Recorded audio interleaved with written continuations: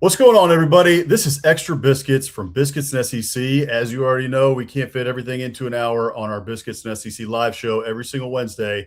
So right now, we launched Extra Biscuits on YouTube so that we can fit everything else we want to do into Extra Biscuits. So today, we got the Auburn Tigers we're going to preview. We've been previewing all 16 teams throughout the SEC as we get up to the 2026 season. So today we have followed this guy for a long time, and since the J-Boy days, man, I've been listening to you. So it's great to have you on, Jake Crain, who is from Crain and Cone. Good to have you on, man, today. Thanks for taking the time. Of course, man. This one's been a long time coming, and I tell you, I'm trying in my mind to think of anything that's better. And look, I'm from Lee County, Alabama, so biscuits was a staple. Is there anything better than extra biscuits? Maybe if you have a little bit of extra sawmill gravy, which is way better than brown gravy. I will die on that hill.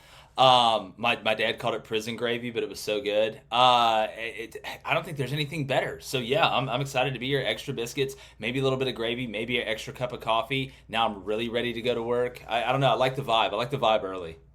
That's what the fall's all about, too, man. Hey, you get into November, it's like you just start eating more and more. Everybody gets rid of the weight plan, the weight loss plan, and all that. It's like Thanksgiving's around the corner. One extra biscuit's not going to hurt you. Another helping of gravy's not going to hurt you. Another cup of coffee won't hurt you. So, without a doubt, man, before we get started here, everybody, if you don't know, you've been living under a rock, man. But this guy shot up like a rocket over the past few years, along with his brother Blaine and his co-host David Cohn over there. Crain and Cone at On 3. He's the creator of the original J-Boy show, and now it has grown into what is now Crain and Cone. So you can follow him right there on social media at @JakeCrain_ on X and Instagram, and then X and Instagram, Crain and Cone for X, and then Instagram, Crain and Company. You can check out all of their coverage of college football and everything else. They cover all kinds of sports as well. So be sure to go check them out there. All right. Jake, before we get into Auburn vibes real quick, I do want to talk to you just as we record this. This is Wednesday, August 26th. So all the big news has been what has been coming out of LSU with the NFL players trying to come back. LSU saying it's the NCAA's fault, that this rule is open. It left the door wide open. Lane Kiffin's just exploiting it. And now Greg Sankey today has been given the power to essentially put down some big penalties if teams do this and bring NFL players back. So I just want to hear your thoughts on it. What are your thoughts on these NFL players coming back? And is it the right thing that Sankey now has all this power to stop this? Yeah. I think the best way to start off this, I don't even call it debate because I think everybody agrees, but argument is that, multiple things can be true at once. I think we have a problem in our society, communication-wise, whether it be sports, whether it be politics, whether it be anything, is that it's either one side is totally right and the other is totally wrong. We can't be as pragmatic as we should be. So what I say that to say this. Number one, I am not in the business of defending the NCAA. I think these guys have been an absolute disaster. They're really just a middleman. The emperor has no clothes. And I wish we'd do away with them at the end of the day.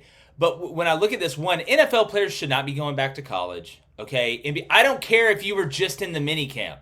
The minute you go to a professional team, not to watch, not to be the water boy, but to be a player, you should not be able to go back to college. Just like you shouldn't be able to go to the G League or go straight to the NBA and then be able to come back to college. Same thing across the board for me. I think that 99.9% of people agree on that.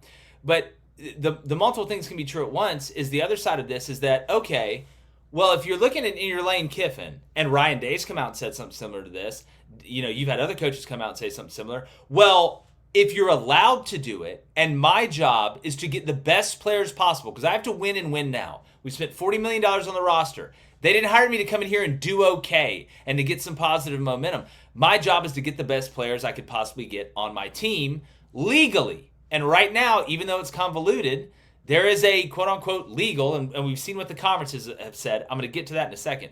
Way to do it. If somebody else is going to do it, why should I not do it? And if you're Lane Kiffin, everybody hates you anyway. You could save a bunch of puppies from a burning van. They're still going to hate you. So what is it going to hurt? The best way to get back at him is to win. And this is a great way to win. I don't love it, but I understand why coaches would feel they need to do it if it's allowed. Here's where the conference part of it, this kind of throws me off. So you mean to tell me we've been complaining about all this crazy stuff the whole time that's been going on, whether it's NIL, whether it's eligibility, whether it's a transfer portal, and this whole time the conferences somehow have the power to say, okay, you know what? No, we're going to penalize it. And they can penalize it. That doesn't mean they won't get sued, right? They probably will, but they can say, well, your head coach is going to miss 50% of the year. We're going to get 50% of the revenue you create. There's going to be other penalties with it. Why haven't we been doing this the whole time then? Like, if this works, what have y'all been doing?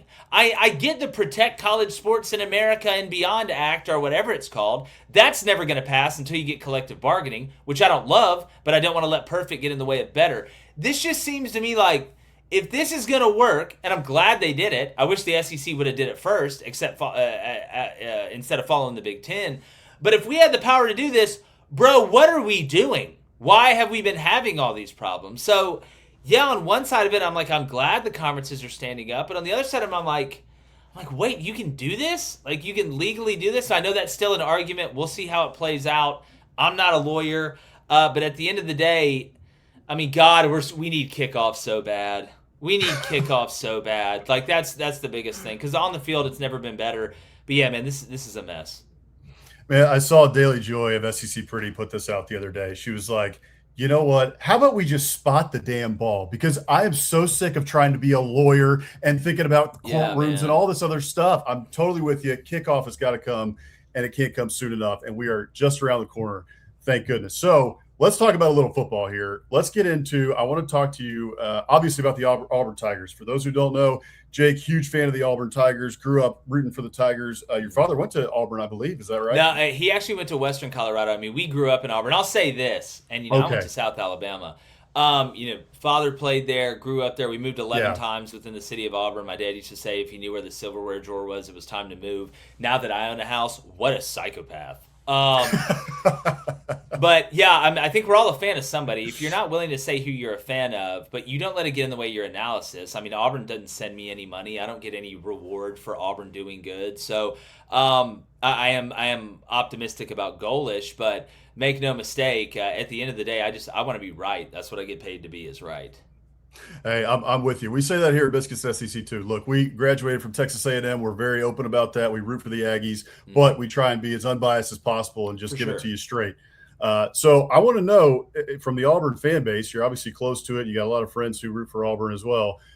Got a new coach. It's been a little bit of a crazy roller coaster since Gus Malzahn has been gone. But I feel like the vibes probably got to be high going into this year with Alex Golesh, who, to me, he's an exciting coach. I'm excited to see what he does. Yeah, well, it's always the hope that kills you. And Auburn fans, the hope meter fills up pretty quick. And that's a good thing, I think, in aggregate. I will say it does feel a little bit better under this regime so far. And again, until we see what happens on the field, I mean, you can say all the right things, have the best offseason, have the band come in and play in front of the team, but if you don't win, like, nobody really cares. So I think there's multiple reasons for optimism for Auburn this year. The first one is, I think the schedule is not nuts. It's not like as bad as it has been. Not that it's easy by any stretch of the imagination, but I think they had the 12th ranked strength of schedule in the SEC from what we think is going to happen. Now, who the hell knows? At the end of the day, some teams are going to be better than we think, some teams worse, et cetera. The second one is, I think we know more about this Auburn team than any Auburn team we've known in a while, especially at the quarterback position. I know what Byron Brown is. Like, with Jackson Arnold, you're like, I don't know. With Peyton Thorne, you're like, well, now he doesn't have Kenneth Walker and Jaden Reed. I mean, I don't know. We'll see. But we know about the quarterback position. We know a decent amount about the skill position, especially at running back. The offensive line is somewhat of a question. I don't think they're going to be bad. We'll see how the depth is, because that's really what counts in the sport of football. Attrition is a real thing. And then defensively, we know Auburn should be pretty daggum good on defense. So you feel like you know more about this Auburn team, and it's positive, especially at the quarterback position, than what we've seen in the past. And then lastly, I think Golesh just has the right mindset. And what do I mean by that? Well, Hugh Freeze going through all the stuff he went through, and I'm not excusing anything that happened with him. I think it changed him mentally, the way he went about it, the way he established culture. And it was more about, hey, look, as long as everybody does the right things and we're all friends and we buy all the Girl Scout cookies in front of Sam's Club and we walk all the old ladies across the street, winning really doesn't matter. We're close anyway, so just be close. this, that, and the other. That's not what Golish isn't trying to be a youth pastor. He's not trying to do that. He's either going to win or die trying. And he's going to talk to him the way that he feels like he needs to talk to him. And I think players nowadays especially respond more to that. Because at the end of the day, you can smell a fake from a mile away. Especially an 18-year-old kid. They see it all the time in high school. So I think Golish at the end of the day is real with them. He gives them tough love. You know, there's a saying in coaching, and I always live by this, and I think it's the best saying in coaching, is that you can always start harder and get easier, but you can never start easy and get harder. So I think that's what he's done, and winning matters. And in those winning moments, regardless of how well you've played throughout the game or how bad you've played throughout the game, you want the opportunity to make that play. Please, God, run it at me on 4th and 1. I swear I'll make the play for my brothers. Please give me the ball on 4th and 1. Throw me the ball on 4th and 1. You know, let me go out there and be able to kick this field goal to win. That's what's been missing. Auburn in the clutch moments has just been like, well, you know, we're all going to be friends anyway, so just go out there and give it the old college try. You ain't getting paid millions of dollars for the old college try, brother. Like, especially when you see what Georgia's done to Auburn and what Bama's done to Auburn and just the embarrassing run and just the sick feeling of knowing you got this place that's a gold mine, that's got all this money, that has all this tradition, that's in the SEC, that's had success, and watching people just piss down their leg in every one of the big moments. I just don't think Golish is about that, and the best teams take on the ideology of their head coach, and it seems like that's what's going on. But again, until we see it on the field, man, it's all propaganda. I'm with you. Hey, the press conference with Alex Golesh, he set the tone early, right? I'm not here to golf. I'm here to win football games. You know, I thought that was great, and it goes exactly to your point of that's not who Alex Golesh is. So I understand why the vibes are high. Let's see it on the field now. So let's move to the field a little bit here. I want to know what your biggest question mark is for Auburn heading into the season. You can go broad or you can go position group, whatever you want to do. Yeah, I think this one is blatantly obvious. It's the offensive line. That's what's good, especially in a run-oriented offense, which is what this wide choice offense is. It's what Heupel's is. If you go look at it, it's, you know, Art Briles was the one who kind of started with the spacing and things like that, mixed with the tempo, kind of the blitzkrieg of college football, if you want to put it that way. But like he was kind of more pass oriented. I think it was a little more. There were some air raid principles in it compared to what we're going to see with Golish and really what Heupel's turned into. What's manifested. If the offensive line, and here's where the advantage is for Auburn. If the offensive line is just good or a little bit above average, having that threat at quarterback like Byron Brown to run it, not just for the home run plays, which he can hit, but he can break a tackle and get 4 more yards on 3rd and 5. You know, doing those type things, it does slow down a defense a little bit. Now you really have to honor that zone read. Now you really have to honor that RPO. That backside edge cannot take chances, because if you do, you're going to get your pants pulled down if he pulls it, because he's run it enough to understand. And then also a lot of what this offense is pre-snap easy math, right? It's not trigonometry. It's not geometry with proofs that you got to see something while the play's going on. There are elements that reads are built in, and there's combinations that are built in. But a lot of it is, all right, here's the numbers. All right, here's what they have in the alley. Here's what they have in the box. The numbers tell me to do this. Spit. Like, keep. Give. Like, whatever. A lot of it is pre-oriented. So the offensive line, even though there's multiple ways that you can affect a defense and put them in 3 areas of conflict, they pretty much know what's going to happen because they know the numbers too. So I do feel like even if Auburn doesn't have an amazing, physically gifted, talented offensive line throughout, you know, tackle to tackle, you can get away with a lot more things because it slows down the defense and you really know what you're doing most of the time. So that, to me, I think could be the best answer to the biggest question. But make no mistake, if this offensive line is just bad and Auburn is living in 3rd and 6 and 3rd and 7, Byron Brown is not a three-point shooter. That's not what he is. You cannot put him in those situations. He's kind of like a slasher. Now, if he's making the 3, you can't stop him. But we all know, you know, you're probably not shooting 35% from 3. All right, this is probably like 25. He can get hot for a couple games, but he can really drive it and finish at the basket. Tough finishes through contact, that type stuff. So I think it's the offensive line. It feels like that's the big question mark almost across the conference, I except know, for a right? couple teams. It's just offensive line play for whatever reason in the For last couple sure. of years has regressed. I mean, even at Texas A&M, we lost 4 out of 5, like Texas did last year. So big question mark for us heading into the season as well. I want to build on this a little bit and talk to me about. You just gave it. You dove deep there and gave us a lot about Alex Kolesh's offense, what it's going to look like, and this offensive line being the big question mark. So with all that in the background, build on that a little bit. Tell me, what do you think the expectations are for this Auburn offense this season, which I hope to God is better than whatever the hell Hugh Freeze was putting out there for the last 3 years. Yeah. Well, if it's worse, then there's a terrorist attack or something in Auburn. I don't know how you can get much worse. I mean, the quarterback, starting quarterback Yeah. last year, is in a battle with Alec Orgy at UNLV, which God help them. Um, the expectation, especially, I mean, South Florida had one of the top offenses in the country last year. So, like, these Yeah. guys' expectations to go out and cook again. I mean, they've tasted the filet mignon. They don't want to go back to spam and eggs, which, by the way, very underrated. Spam and eggs, but it ain't filet mignon. I think we can all agree with that. No, they want to set Agreed. the tone. They want to give the defense confidence that they don't have to be perfect. That's been another problem at Auburn. And you can have the best defensive culture ever, but by game 5 or 6, we know if the offense sucks. We know if, like, oh God, they're not going to score. We're going to have to score. Or, so, which means we're going to have to take more chances. We're going to have to blitz more. I'm going to have to try and jump more routes. I'm going to have to try and play outside and above what my normal job is, and that's not what you want. You don't want anybody to feel that way. You want them to be amazing at their job within the parameters and the fundamentals that they've been taught. You don't want anybody trying to do extra, and I feel like that's what Auburn's defense has tried to do, and it's just gassed them by the fourth quarter. So if this offense shows, hey, look, we can go and be explosive, we can give you 35 points, we can give you 42 points. I feel like this defense will play more free and in that turn will be better and will not have to take as many chances as they did last year. So I think the expectation is to provide balance to the Auburn program that they have not had, because the teams that win the most and the longest can win in the most ways. No doubt. Let's flip it over. You gave me a little bit on the defense and the balancer you talked about, right? Keeping DJ Durkin was a big deal. Aggies, we know about him. DJ Durkin did a very good job under Jimbo Fisher. He's done a good job at Auburn so far. Keeping him on staff, I think, was huge.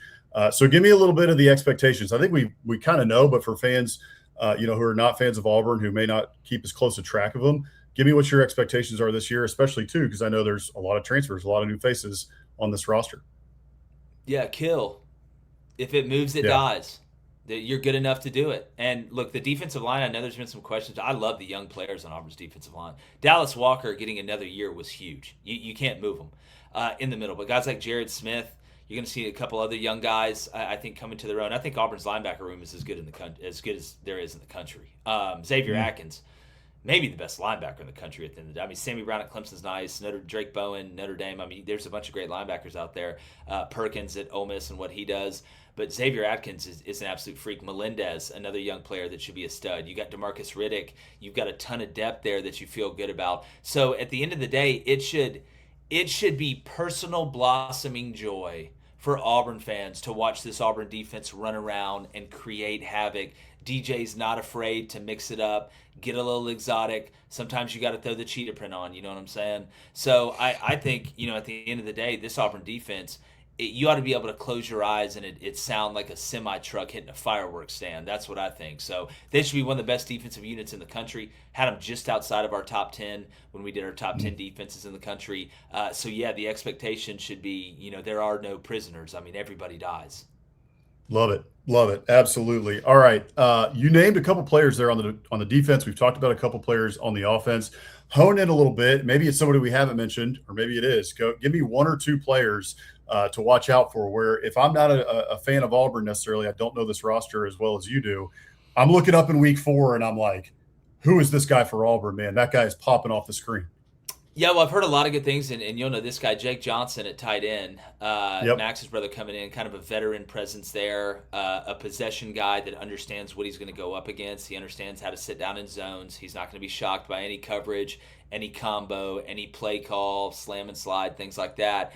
I'll give you another one. A lot of people talk about, Keyshawn Singleton and the wide receivers that came over from South Florida and Nimrod. I actually think, and Cody Burns is coaching the group. I think Auburn's wide receiver depth. Everybody's like, "Oh my God, you lost Cam Coleman. Y'all are going to be bad at wide receiver." I disagree 100%. I think the depth of this wide receiver room is going to be a lot deeper than what people know, and not just from the transfers that come over. I mean, I could pick out from a bunch of different guys, but I think Auburn fans this year, when they turn on the TV and watch the game, they're going to be like, "Golly, like we had this guy." Like Malcolm Simmons left.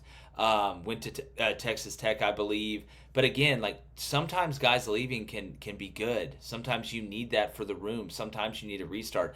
I think Auburn's wide receiver group as a whole, and then Jake at tight end, especially in the red zone on the 3rd and goals, and heck, even the 1st and goals from the 6th, from the 7th, things like that.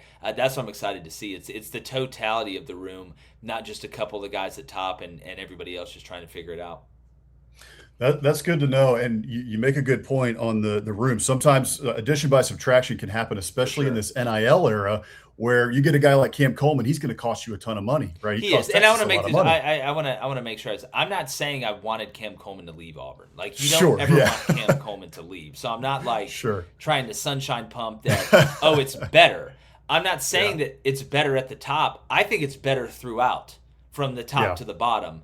And to me, there's a good argument between, depth versus dollars over what you would want in your position group. Do you want one really, really good player and everybody else to be average, or do you want a lot of good players? I think it's a fun debate to have. Exactly. Yeah. And that has changed so much of the NIL era, right? It's much harder to stack depth because you got to now think about how much money you're paying each of these guys. All right, let's move over now to the schedule here. I want to know, before we hop in, I'll pull it up here in just a second, but in your mind, in year one of Alex Golesh, what is a successful season for the Auburn Tigers? Like, is it getting to a bowl game? Is it getting to 8-4? Is it making the playoff? Like, what is a successful season? What would Auburn fans be happy with? Well, as bad as it's been, and Hugh Freeze said this before last year, and everybody freaked out, and I get why they did it. Making a bowl game when you have it for a while, you'd like to do that. To me, I think anything worse than 7-5 will be looked at as a disappointment with this schedule. I mean, I've got it right here. You're going to be favored against Baylor. You're going to be favored against Ole Miss. You're going to be favored against Florida. You're going to be favored against Vanderbilt. We'll see with Tennessee. It'll probably be a pick 'em at the end of the day. We'll see how it goes. I believe they got Georgia Tech week 2, unless I'm mistaken. Well, here, I'm wrong. I'll pull it up for you. I will warn you, we like to have a fun little schedule reveal here at Biscuits and SEC. I think you'll enjoy it, but okay. here it is. Hardo Harson. Yeah. Oh God. It's like Josh Payton, Brian Harsin had a kid. No kidding. Yeah. Anyway. Go ahead. I was just gonna say, I won't make you look at that. I know that brings up bad memories. So here you go. Here's the schedule. We can walk it through now with Alex Golesh there. Yeah, please, God, thank you. I mean, again, look, I mean, you start out 4-0, which I think you have to. If you want to get to the number I got him at, which is 8. I think 8-4 is about right to me. The Tennessee game's a swing game. You're going to lose at Georgia. I've actually got Auburn, and I know, comments, just whatever. Y'all can say what y'all want. I actually think Auburn beats LSU. I got LSU going 10-2. But Lane seems to always drop one that he really shouldn't. And if Auburn, by that point, if you're 4-2, you kind of feel like it's a must win. If you're able to win at Tennessee and you're 5-1, you're still in the hunt for a lot. But make no mistake, the season will be defined by, weeks 5 through 9. Tennessee, Georgia, LSU, and Ole Miss. If you're able to go 2-2 in those, you should beat Arkansas at home. You should beat Mississippi State. You should beat Samford, and then Alabama. I mean, they're probably going to beat you. I think it's going to be really, really tough. It always is, regardless of where you play them. But I think 8-4 is very doable. Anything under 7-5 with that schedule, at least with the way I think it's going to work out right now, I think would be a disappointment. Gotcha. Okay, let's look at the schedule here. I want to know a hinge game, right? If we win this game, it can go downhill. Hey, this season looking up. It looks good. Looks like we could have a great season. Get to that 8-4 mark, like you were talking about. Or if we lose this game, like, oh boy, we may be in for it. Yeah, I think it's Tennessee. I think it's Tennessee because, again, and anything can happen. If Auburn starts out 5-0 as opposed to 4-1. and so they split those next 4 that I mentioned: Georgia, LSU, or Tennessee, Georgia, LSU, and Ole Miss. Now you're sitting there and you're looking at what, 6-2, going into Arkansas 7-2, Mississippi State 8-2, Samford 9-2. Now you're going into Bama like, oh my God, if we win, we could make the playoff at 10-2. Yeah. Or you lose to Tennessee and you go, oh God. Then you end up dropping 4 in a row. You lose to Tennessee, you lose to Georgia, you lose to LSU and Ole Miss. Now you're 4-4. It's like on the Walk Hard movie, Dewey Cox. You know, it makes all your happy feelings turn into sad feelings. Like that's what happens. And then who knows what's going to happen in the last 4. And then at that point, I mean, you'd be what, 6? Let's say you win those 3. You're 7-4. You lose to Bama at 7-5. You really didn't beat anybody great. It's not a losing record, but I think it's the Tennessee game, man. Okay. Yeah, and the only other one I was thinking was maybe Florida, because Florida's I don't another know. one. Florida's another one, know. and I'm not discounting Florida. The only reason I'm Sure. saying Tennessee is because it's on the road, and it's like the start of the gauntlet after the bye week. Yeah, no doubt. And exactly like you said, if you lose that game, it could quickly snowball because of just what comes right after that. So For sure. All right, man, I want to get you out of here, but before we do, we ask everybody this question. I know you're based in Nashville. This one could come from home in Alabama. I want to know your favorite biscuit spot. Yeah, so let me know, man. Floor is yours. And I don't even know, and you will never have another guest say this. And you know what? I would love to know in the comments if anybody has any idea of the place that I'm talking about, and if it's still open. My grandfather lived in Sylacauga, Alabama. And this was, God, he died 2002. So this has been like 20 years since I've been back. But we used to always, when we go up to his house, we'd stop at this place, and it was a breakfast spot and a video store in one. Like one decrepit building. It was called the Cozy Corner. And it was these old country ladies that are in this rundown kitchen. And I swear to God, Alex, the biscuits and gravy these ladies would make, I'd have paid double. Now that I would pay the gas money to drive to Sylacauga, then pay double the price of the meal just to get those biscuits and gravy. There's no way that place is still open. There is no way it is. But if it is, please let me know. Please let me know in the comments if you live in Sylacauga or you got lost one time or you were, whatever. The Cozy Corner. That's mine. The Cozy Corner. Man, that's good. That shit, it's like the gas stations in the South, man. You go, you find the best stuff off the beaten path in these little towns, and just like that, man, Sylacauga, the best Alabama. Barbecue spots I've ever eaten at look like the building got hit by a plane. Yes, that's exactly right. Looks like they just burned down last week. Or it's been there since like 1773. Yes, that is exactly right. Well, Jake, it's been a pleasure having you on, man, today. Thank you so much for coming on. Dude. For those of you, again, if you do not subscribe to Crain and Cone, be sure to go there. Crain and Cone, you can find them on YouTube. You can check out their social media right there. All right, my man. Hey, congratulations again on your second child, and we will see you down the road, War Eagle. For sure, man. Appreciate you guys having me. Y'all do a great job. We got to do this again and maybe get my brother or Cone on here so they can come in here and tell you their lies. But go check out all our content. All of our predictions are out, college football playoff, all that stuff. So come hang out with us.